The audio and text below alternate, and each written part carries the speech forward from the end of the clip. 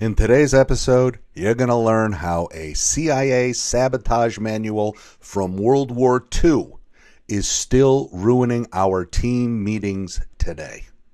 Welcome to the Science of Teamwork, the show where we uncover the hidden mechanics behind how real teams succeed or fail.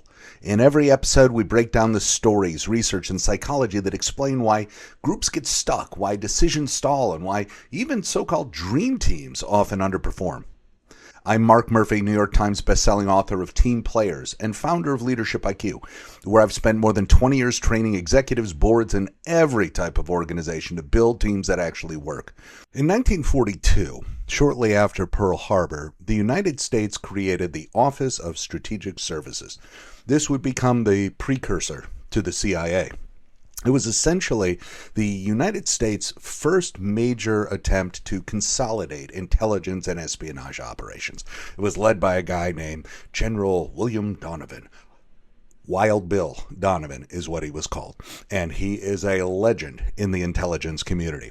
Now, amongst their thousands of insane exploits, crazy stuff, amazing stuff, one of the things they created was a sabotage manual, the purpose of which was simply to help citizens of enemy countries defeat the enemy countries. So essentially sympathizers. So imagine German citizens who don't like the Nazis.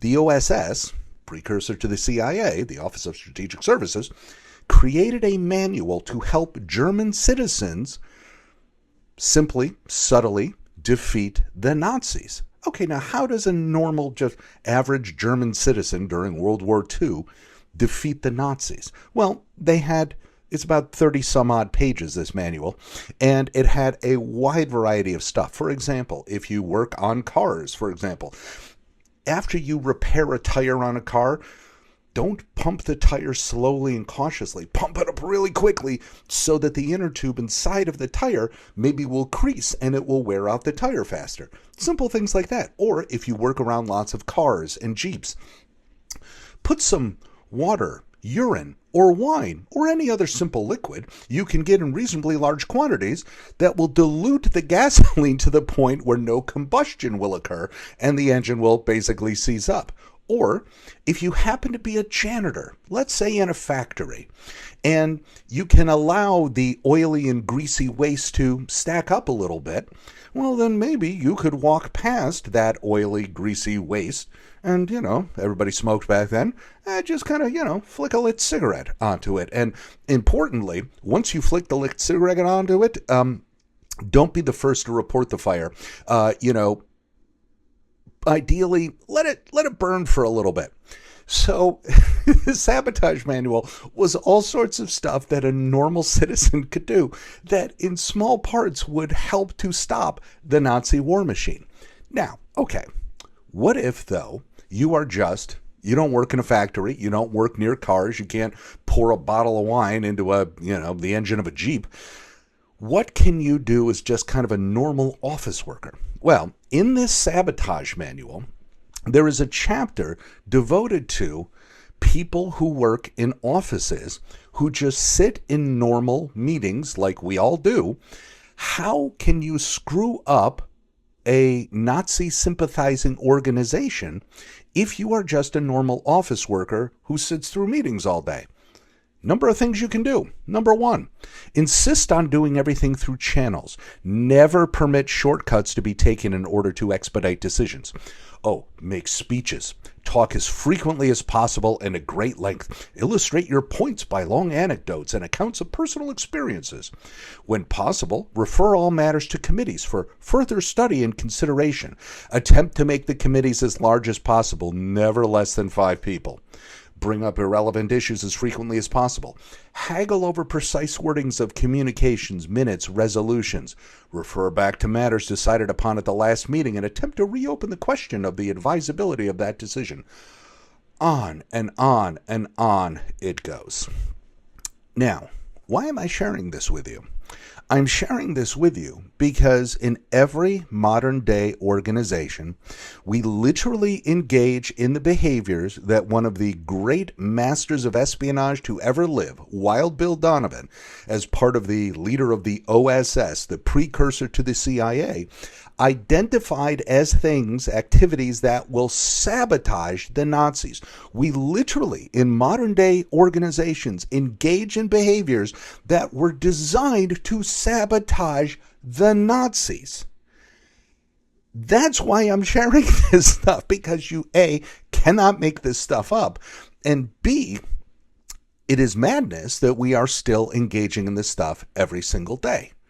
Now, how do you fix this? Okay, there are two things you can do that are pretty simple and straightforward. Number one, the research is very clear on this, and I detail a lot of it in Team Players, in my most recent book. Every great team has 5 roles, right? There's a stabilizer. They kind of keep you on track with your to-dos and all of that. The achiever, they roll up their sleeves, do work. The harmonizer, they keep the group healthy, emotionally healthy, and with psychological safety. Trailblazer, they bring those out-of-the-box ideas. And then the director. The director is the person who is empowered to say, hey, folks, burp, we've talked about this for an hour. Time to move on. Or, you know what? We decided this at the last meeting. We're not reopening that discussion again. Or, you know what? We've been hearing stories about this for 10 minutes. Nope. Time to make a decision. We're not adding anything new to the conversation. Time to move on. Let's go. The director makes the tough decisions.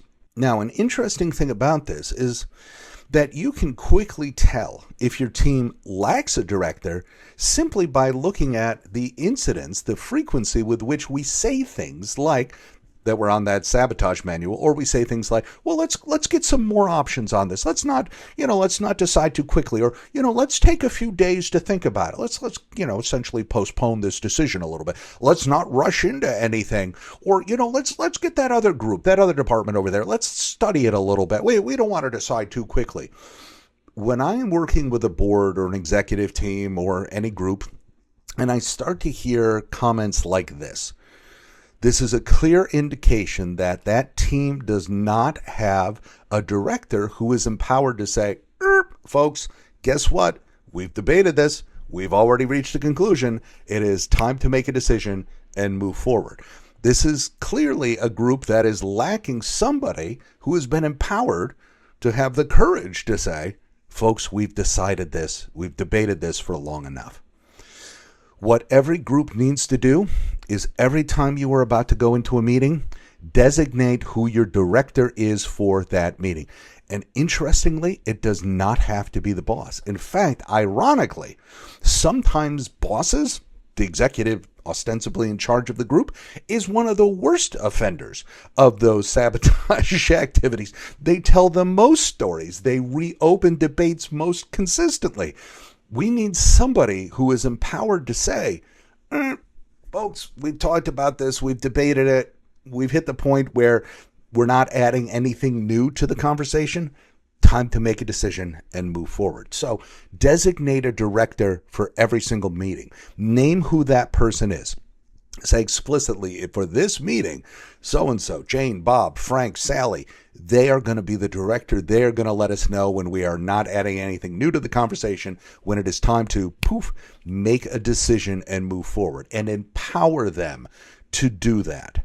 Trust them to make that decision. Now, in an ideal world, you will pick somebody who has a decent amount of inherent decisiveness. You do not want the first time out of the box to pick the person that, is incapable of making a decision or has a long history of waffling or postponing decisions. We don't want to start with that person. We want somebody who is unafraid to say, hey, folks, we've debated this for long enough. If you do not have this person, meetings become painful because there is nobody who will say, hey, we are literally engaging in those sabotage activities that were designed to defeat the Nazis. We're literally doing that to ourselves. The other thing that I find insanely helpful is, and I do this with almost every group I work with, I will literally have them print out one or two pages from the sabotage manual and literally have it on the table during their meetings. Or, everybody has a PDF version of it if we're doing this over Zoom or whatever. And it is a way to put this front and center and have somebody who is designated to call out, ideally your director, to say, hey, folks, wait a minute. We're doing that thing number 3 on the sabotage manual. Yeah, we're doing that again. When possible, refer all matters to committees for further study. Attempt to make the committees as large as possible, never less than 5. We're doing that exact thing, folks. We're literally sabotaging ourselves like the Nazis. We should not be doing this. Sometimes we actually have to shame ourselves a little bit. We have to embarrass ourselves a little bit as a reminder that, listen, we need to be better and more effective at making decisions in our meetings and not engaging in behaviors that were literally designed to sabotage the Nazis. There is no universe in which we should be willingly doing this to ourselves. Thanks for listening to The Science of Teamwork. If you want to go deeper into the ideas we explored today, check out my book, Team Players. It lays out a revolutionary, research-backed system for building extraordinary teams, a system that will completely change how you assemble, lead, and transform the groups that matter most in your organization. Links to get the book are in the show notes or episode description. And if your organization wants to build teams that actually work, whether it's your executive team, board, project groups, or cross-functional squads, I'd love to help you. I train and speak with leaders around the world, and you can reach me directly at mark@leadershipiq.com. That's my personal email, or through leadershipiq.com. If you're enjoying the show, please follow the podcast and share it with someone who relies on great teams. Thanks again for joining me. I'll see you in the next episode.